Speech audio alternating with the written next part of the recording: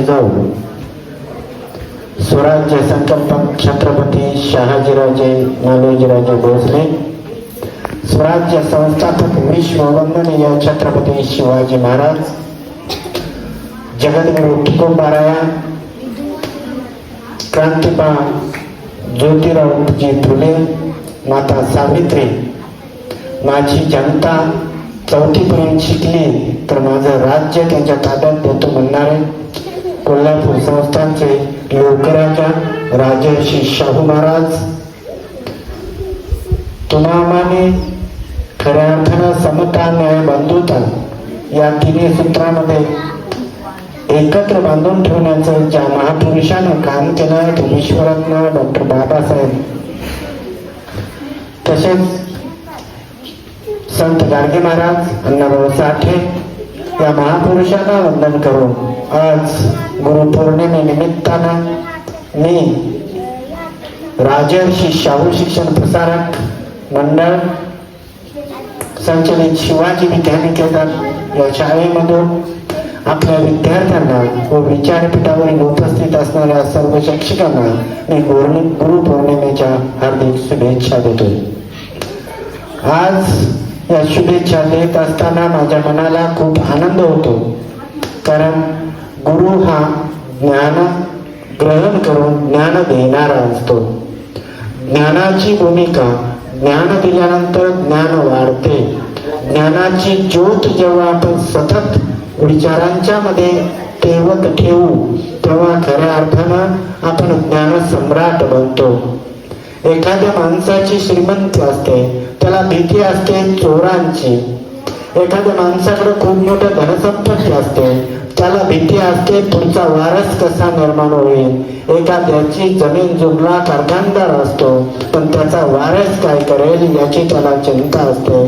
पण ज्ञानी माणसाला कोणत्याही पद्धतीची चिंता नसते, कारण त्याचं जेव्हा ज्ञान वाढते त्या ज्ञानाचा एक एक पैलू त्यांना निर्माण केलेल्या विद्यार्थ्यांच्या मध्ये, आपल्या शिष्यांच्या मध्ये जात असतो आणि तो विद्यार्थी आपल्या गुरुचं ज्ञान द्विगुणित करत राहतो. याचं उदाहरण जेव्हा आपण पाहतो ते उदाहरण मला तथागत गौतम बुद्धांच्या मध्ये दिसतं. तथागत गौतम बुद्धांचं पहिले 5 शिष्य होतं. त्या 5 शिष्यांनी या जगभर बुद्ध धर्म प्रसारित केला आणि या जगाचा सर्वात मोठा त्या तत्कालीन धर्म म्हणून बौद्ध धर्म म्हणून त्यावेळच्या लोकांनी स्वीकारला. कारण समता न्याय बंधुत्वावरती व अहिंसेवरती टिकणारा तो धर्म खऱ्या अर्थानं विचारांची प्रेरणा त्या काळामध्ये दिली आणि त्या 5 शिष्याने संपूर्ण जगभर बुद्ध धर्म. त्याचबरोबर भगवान महावीरांची आठवण येते. भगवान महावीरांच्या शिष्याने जैन धर्माची भगवान महावीरांनी जैन धर्माची स्थापना करून तो जैन धर्म जगभर प्रसारित करण्याचं काम तत्कालीन काळामध्ये या शिष्याने केलेले आहे. म्हणून ही उदाहरणं ज्यावेळी तुमच्या समोर देत असताना गुरु शिष्याचं नातं, आता मगाशी सांगितलं संदीपान घोष आणि श्रीकृष्ण, त्यांचं उदाहरण देत असताना मला त्या उदाहरणामध्ये एक सर्वात मोठी समता दिसते. ती समता अशी दिसते सांदीपन ऋषी हा ज्यावेळी भगवान श्रीकृष्णांना आपलं ज्ञान देत होते त्याच वेळी त्या आश्रमामध्ये सुदामा नावाचा एक गरीब घराण्यातला मुलगाही शिक्षा ग्रहण करत होता. आणि त्यावेळी सांदीपन ऋषीने भगवान श्रीकृष्णांना आणि सुदामांना एकच ज्ञान दिलं. दोघांनाही एकाच तराजूने मापलं गेलं. म्हणून सांदीपन ऋषी तत्कालीन काळामध्ये एक फार मोठे समतावादी शिक्षक आपल्याला समोर दिसतात. म्हणून लक्षात ठेवा, ज्यावेळी तुम्ही या शाळेमध्ये येता, दाखल होता, या शाळेचे एक ब्रीद आहे. ही शाळा तुम्हाला किती येते ते पाहत नाही. तुमच्यामध्ये या शाळेनं तुमच्या विचारांच्या मध्ये, तुमच्या ज्ञानामध्ये आणि तुमच्या आचरणामध्ये ज्या चांगल्या गोष्टी निर्माण करण्यासाठी आतोनात कष्ट केलेला असतं. तो विद्यार्थी 0 वरती आहे का तो विद्यार्थी 100 वरती आहे याचा विचार न करता त्याला समतावादी विचारानं त्याला त्या विद्यार्थ्यांच्या पर्यंत आणण्याचं काम ही शिक्षण संस्था करते. म्हणून मी सांदीपन ऋषींना माझ्या सर अखोपर मानत राहतो. आता समोर उदाहरण येतं वैशिष्ट्यांचं ज्यावेळी उदाहरण येतं त्यावेळी राम लक्ष्मणासारखे विद्यार्थी वशिष्ठांच्याकडे शिकत होते. वशिष्ठांनी यांना तत्कालीन काळामध्ये एक चांगलं ज्ञान देण्याचं काम केलं. म्हणून त्या काळामध्ये प्रभू रामचंद्रांना एक चांगला गुरु भेटला आणि रामाचा प्रभू रामचंद्र झाला. एवढं मी तुम्हाला सांगतो. हीच गोष्ट पुढे जेव्हा जाते तर वाल्याचा वाल्मिकीही झाला असं काही पुराणामध्ये आपल्याला दिसून येतं. याच्याही पलीकडे जाऊन मी तुम्हाला एक तथागतांची गोष्ट सांगतो. आता आमच्या तेजस्विनी मॅडमने छानशी गोष्ट सांगितली. मी त्यांचं कौतुक करतो. असंच बोलत चला. ज्यावेळी तुम्ही बोलत जाता त्यावेळी तुमचं ज्ञान संक्रमित होतं. संक्रमित झालेलं ज्ञान हे थांबत नाही, ते नदीसारखं प्रवाहित होतं आणि प्रवाहित होऊन ते ज्ञान प्रत्येकाच्या ठिकाणी पोहोचण्याचं काम असतं. तर मला तथागतांची गोष्ट सांगत असताना अंगुलीमाल नावाचा एक क्रूर माणूस होता त्या राज्यामध्ये, आणि त्या राज्यामध्ये अंगुलीमालाचं परिवर्तन करून तो माणसं मारून करणे कापून आपल्या गळ्यामध्ये अडकत होता. आणि ते कसं चुकीचं आहे हे बुद्धाने ज्यावेळी त्याला सांगितलं त्यावेळी एक चांगला भिक्खू झाला आणि त्यानं बुद्ध धर्म स्वीकारला आणि बुद्धांचं विचार जगभर प्रसारित करण्याचं काम त्या काळामध्ये त्यांनी केलं. बाळांनो, तुम्हाला एक उदाहरण देतो. हे उदाहरण देत असताना मला या देशामध्ये गुरु शिष्याच्या परंपरेमध्ये फार मोठं उदाहरण दिसतं. ते उदाहरण म्हणजे स्वामी विवेकानंद आणि रामकृष्ण परमहंस. रामकृष्ण परमहंस हे अशिक्षित असल्यागत वाटायचे, पण दुनियादारीचा विचार करत असताना बुद्धीला फार मोठे विचारवंत असणारे रामकृष्ण परमहंस हे ICS परीक्षा पास झालेल्या स्वामी विवेकानंदांचं म्हणजे नरेंद्रांचं ते गुरु झाले. लक्षात ठेवा, स्वामी विवेकानंद आणि रामकृष्ण परमहंस ही जी गुरु शिष्याची जोडी आहे अखंड जगभर प्रसिद्ध झाली. कारण रामकृष्ण परमहंसने एक उदाहरणाने एक दाखला दिला होता की त्यांना एका शिष्याने विचारलं होतं गुरुचं महत्व काय आहे. जरा पळत करतो.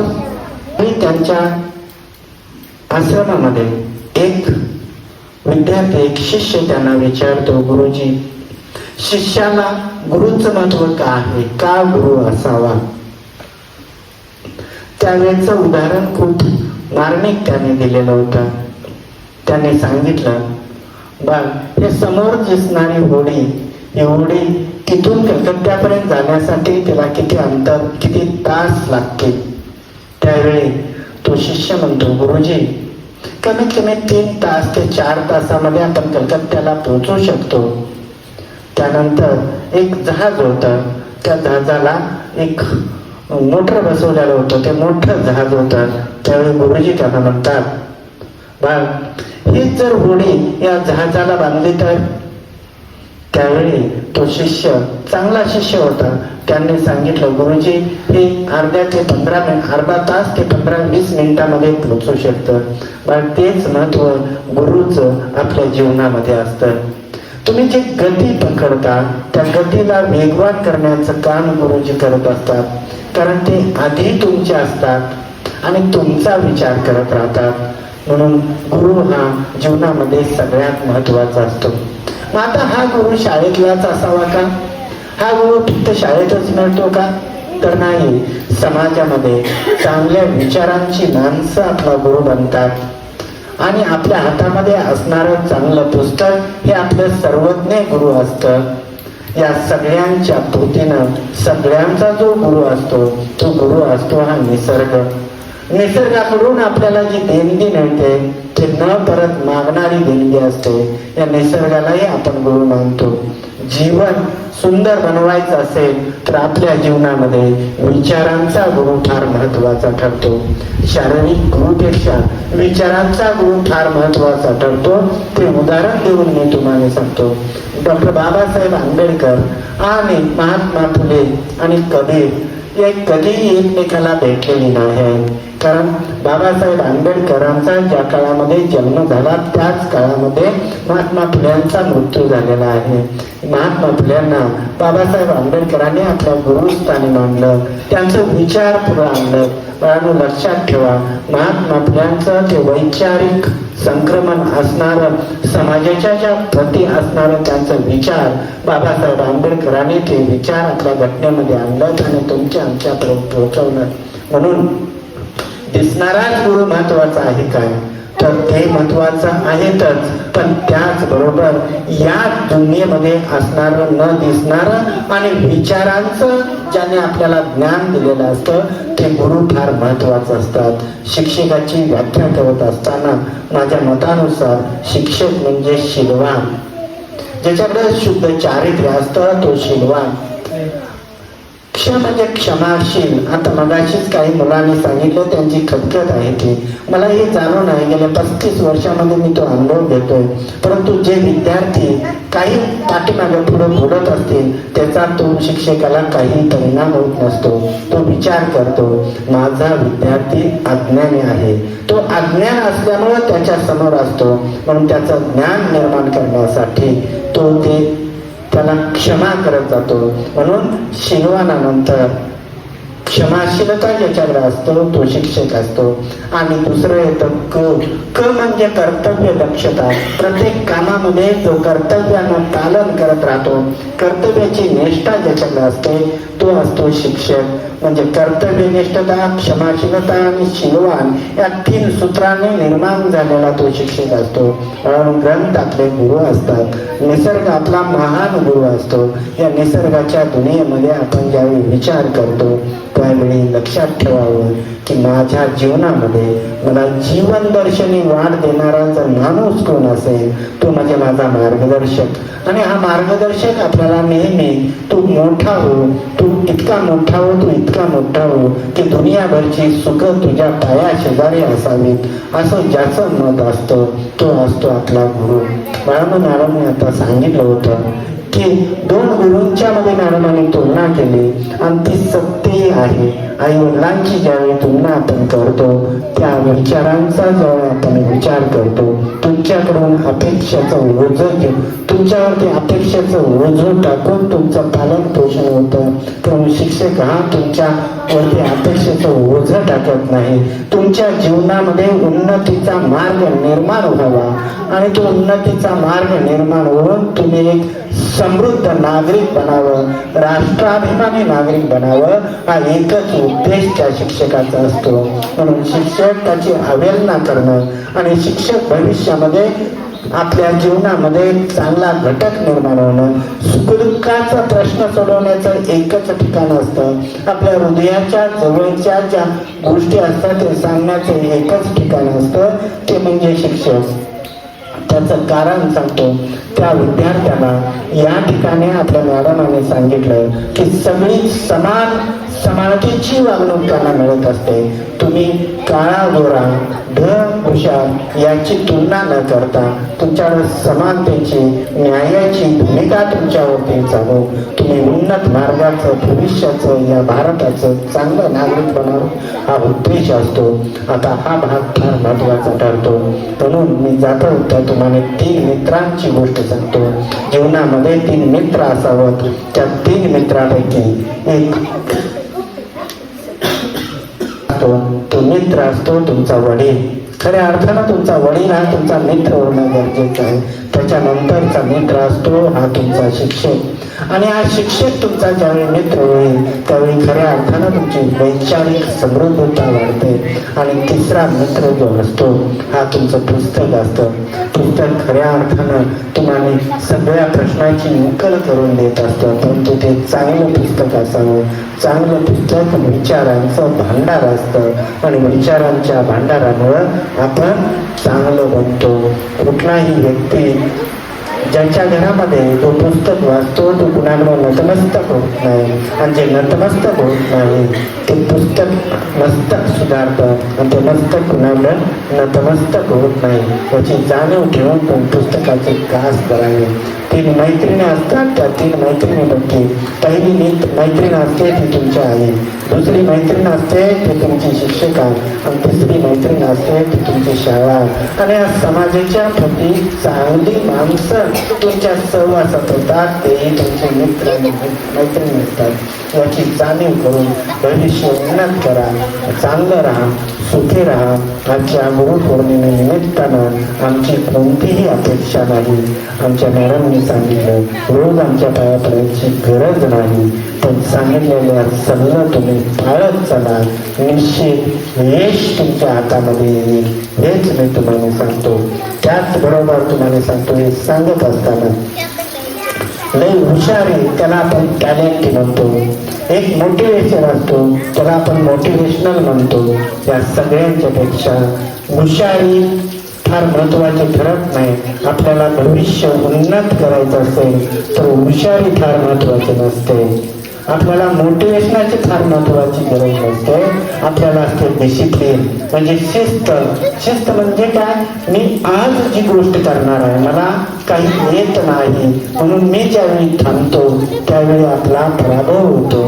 पण मला येते म्हणून आपण करण्याचा प्रयत्न करतो आणि ते सातत्य करतो.